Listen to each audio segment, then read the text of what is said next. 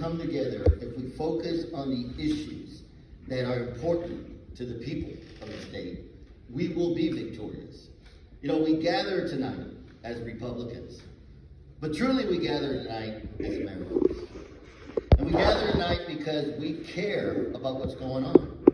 You know, the challenges that Colorado faces today, they're not Republican issues. They're not Democrat issues. They're not unaffiliated issues.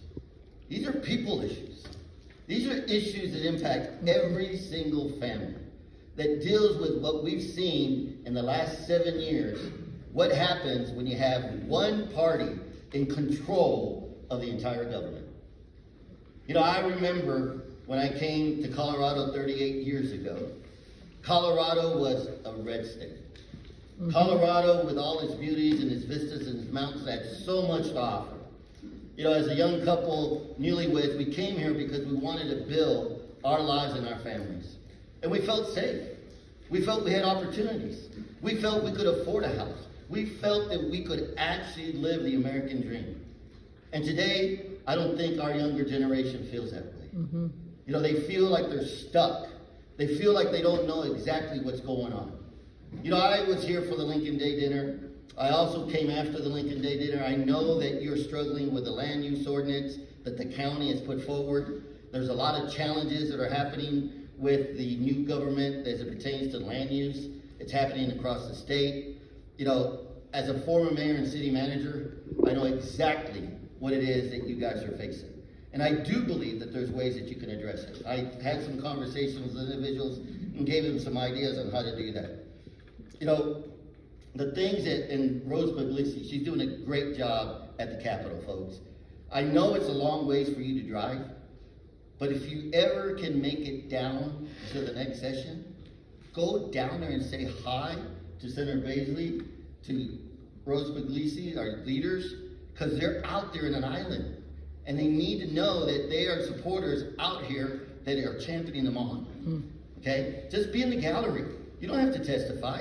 Just be in the gallery. Let someone know that you're here, you're there to help them. Let them know that you support their challenges, because that's very important. I do believe, you know, I'm an optimist. I think we can get 11 seats this time around. We find the right candidates. We find candidates that focus on a good message. We will take over the House. You know, I think it's important that we also take over the Senate. You know, so there's a lot that we can do. Look, in the Senate last time, they passed over 600 bills. 600 bills. If you do the math, I did the math of how many bills have been passed since 2018 when our current governor took over. 3,120 some odd bills have been passed in the House, in the legislature. They've attacked our kids, they've attacked our parents, they've attacked our Second Amendment, they've attacked everything that we stand for. And they do that because they truly believe that government is the solution for the future. And we know better. We know better. Look, I've heard that someone believes that I'm a pawn of the Democrat Party. Have you guys heard that? How many of you believe that I'm a pawn of the Democratic Party? Raise your hand. Good. Because I'm not. You guys know I've been fighting for our platform for the last, 12 years.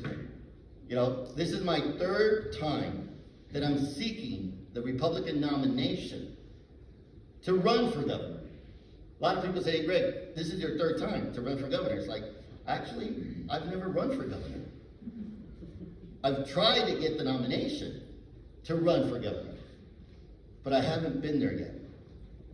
And so, you know what, I can go to my background. I'll give you a quick rundown. I'm a mayor, you know, city manager at the same time. I'm a veteran, I'm a disabled vet. I was the head of the Denver Hispanic Chamber of Commerce. I was the director of the United States Small Business Administration here in Colorado. I just came back from Congress.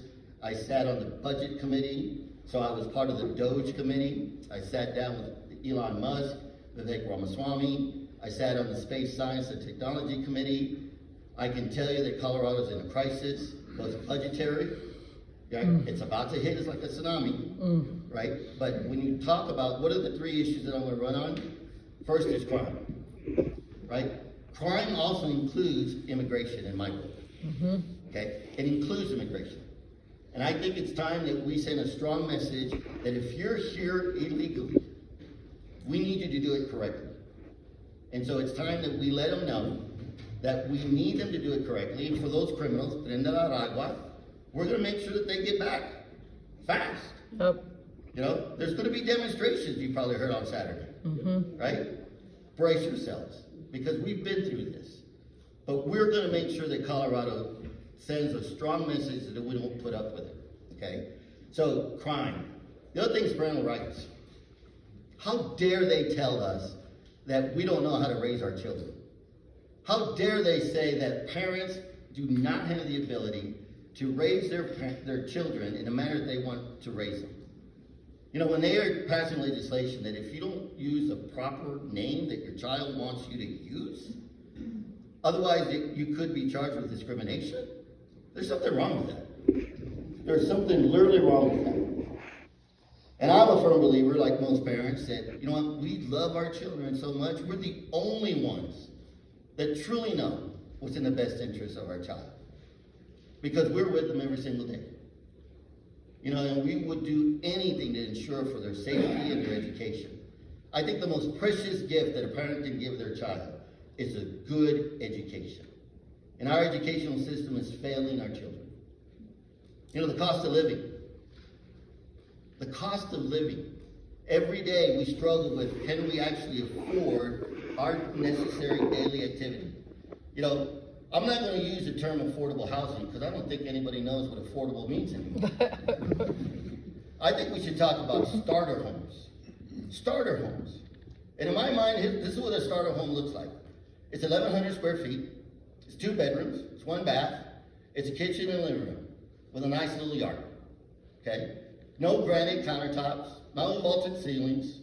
This is a starter home, and you should be able to afford this for less than $300,000. And it can be done. I've talked to developers, I've talked to builders. It can be done. If there's a market and a need for it, they will build it, okay? So these are the things that I'm crime, parental rights, you know, and making sure the cost of living and affordable starter homes for the next generation. I will leave you with this. Colorado is in a crisis. We're in a crisis. Everywhere you look, Colorado is in a crisis. We are turning into the ugly twin sister of California. And we need to be Colorado. We need to stand in the gap. We need to make sure people understand that we are going to say what we mean. We're just not going to say it mean. But we're going to make sure people understand that we're here to make sure that the quality of life and the different ways of life that Colorado has to offer, we're going to protect. And we're going to encourage people to come together as true communities. There's so much that we can go into. I'm sure the other candidates are going to have some more to share. I'm looking forward to your questions. I think it's important for you to recognize we're all applying for a job. Each and every one of us. We're applying for a job. Your job is to interview us. Your job is to decide, are we going to elect or send the most popular candidate or the most qualified candidate? The one that can actually connect with the people, can actually understand all the different demographics and economic scales with the whole purpose of serving the entire state.